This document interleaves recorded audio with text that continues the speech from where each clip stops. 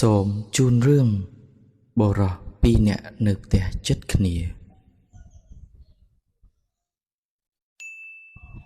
កាលពីព្រេងនាយមានមនុស្សពីរនាក់នៅផ្ទះជិតគ្នាថ្ងៃមួយ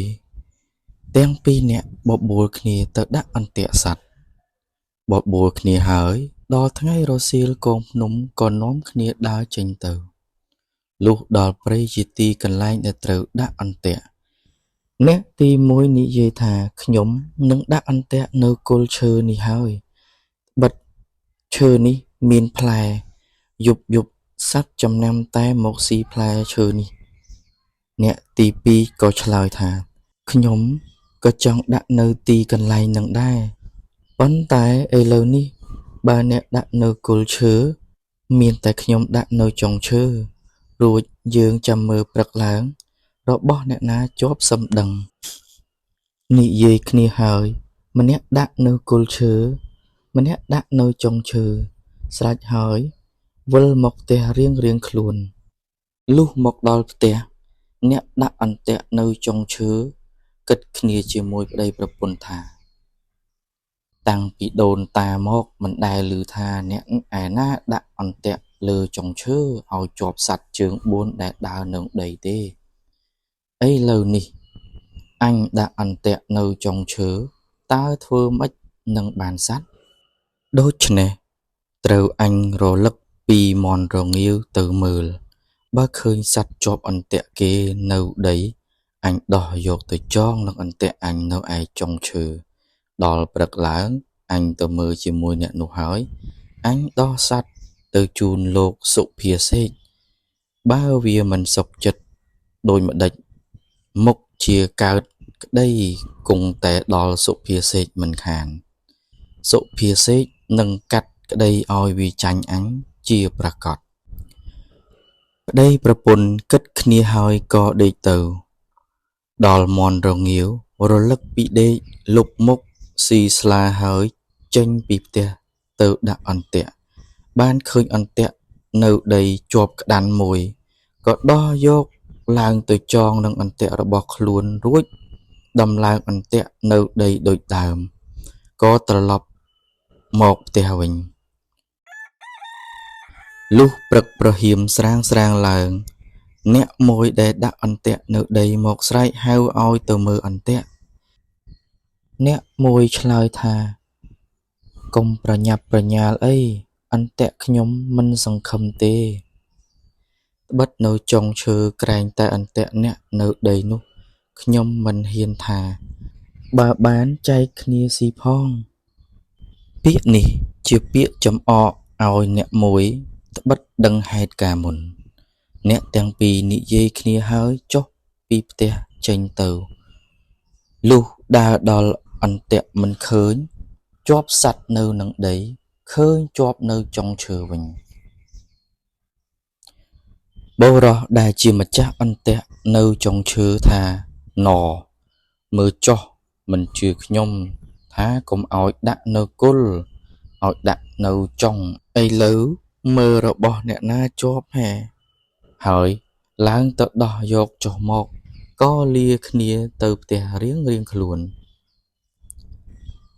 ឯបុរសដែលបានក្តាន់ក៏ប្រញាប់យកទៅជូនសុភាសេកហើយជម្រាបថាខ្ញុំហើយនឹងបុរសម្នាក់ទៀតដាក់អន្ទាក់នៅចុងឈើនិងម្នាក់ទៀតនៅគល់ឈើខ្ញុំនេះជាមនុស្សវិចក្តីនេះគង់តែមកដល់លោកដូច្នេះ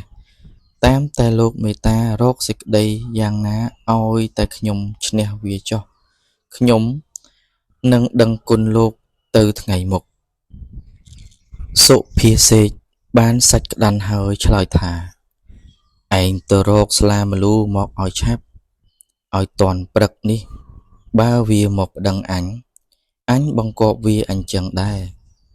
បើវាមកមិនតន់អញនឹងកាត់ក្តីឲ្យវាចាញ់បានងាយឯងប្រញាប់ទៅចុះនិយាយអំពីអ្នកដែលដាក់អន្ទាក់នៅគល់ឈើលុះវិលមកដល់ផ្ទះហើយដកដង្ហើមតូចដង្ហើមធំមិនសុខចិត្ត ក៏យកសេចក្តីទៅប្តឹងសុភាសេកសុភាសេកក៏បង្គាប់សេចក្តីដូចបង្គាប់ចៅមុនលុះព្រឹកឡើងអ្នកដែលជាប់អន្ទាក់នៅចុងឈើក៏យកអីវ៉ាន់ទៅមុនឯអ្នកដែលដាក់អន្ទាក់នៅដីដោយខ្លួនជាអ្នកក្រលំបាកតោកយ៉ាកដើររកទិញអីវ៉ាន់ពុំបានពុំទាន់ភ័យក្រែងខ្លួនចាញ់គេហើយគេចាប់ដាក់ទោសផងក៏រត់ពីភូមិមួយទៅភូមិមួយបានជួបនឹងសុភាទន្សាយសុភាទន្សាយសួរថាមានការអីបានរត់លឿនយ៉ាងនេះបុរសដាក់អន្ទាក់ខាងក្រោមក៏និយាយថាលោកអើយអាណិតដោះទុកខ្ញុំផងត្បិតខ្ញុំហើយនឹងអ្នកមួយទៅដាក់អន្ទាក់ផងគ្នាខ្ញុំដាក់នៅគល់ឈើគេដាក់នៅចុងឈើព្រឹកឡើងទៅពុំឃើញអន្ទាក់នៅដីជាប់សัตว์ឃើញអន្ទាក់ទៅជាប់ក្តាន់នៅឯចុងឈើវិញខ្ញុំមិនសុខចិត្តក៏យកសេចក្តីទៅប្តឹងសុភាសេកសុភាសេកគេថាអ្នកណាដើរទៅរកអីវ៉ាន់ទៅដល់មុនអ្នកនោះជាអ្នកឈ្នះហេតុនេះបានជាខ្ញុំភ័យឥឡូវគេទៅដល់មុនខ្ញុំហើយដូច្នេះតាមតែលោកអាណិតខ្ញុំផងសុភាទន្សាយឆ្លើយថាណាហើយកុំភ័យ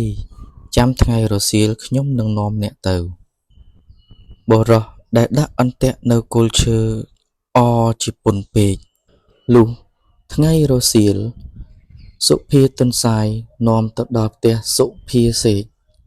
សុភាសេកស្រែកសួរមកថាដូចម្ដេចក៏យូរម្លេះចាញ់ក្តីគេហើយសុភាទន្សាយឆ្លើយថាយើងខ្ញុំបានជាយូរនេះពីព្រោះអាឡ័យតែចាំមើលត្រីក្រាញ់ហើរឡើងស៊ីស្លឹកអំពិលសុភាសេកឆ្លើយថាតាំងពីដូនពីតាមកគ្មាននរណាដែលឃើញដែលឮថាត្រីក្រាញ់ឡើងស៊ីស្លឹកអំពិលទេសុភាទន្សាយក៏ឆ្លើយថាពីជីដូនជីតាពីម៉ែឪបង្កើតមកនរណាដែលឃើញដែលឮថាអន្ទាក់នៅដីមិនជាប់សัตว์ទៅជាប់អន្ទាក់នៅចុងឈើវិញហើយជាប់សัตว์ជើង4ផងដែលឮទេអស់អ្នកស្រុកខណៈនោះសុភាសេកនៅស្ងៀមពុំហ៊ានស្ដីតបឡើយសុភាទន្សាយក៏កាត់ក្តីឲ្យចៅដែលជាប់អន្ទាក់នៅដីឈ្នះឯសុភាសេកដែលអង្គុយធ្វើសុភានោះក៏ខ្មាស់គេដោយសារខ្លួនល្មោបជំនូនសត្វក្តាន់ក៏នៅស្ងៀមក៏បែរមុខផ្ទប់នឹងជញ្ជាំងដោយសេចក្តីអៀនខ្មាស់រឿងនេះមានសេចក្តីអប់រំថាភាពលោភលន់នឹងគង់ដល់ក្តីវិនាស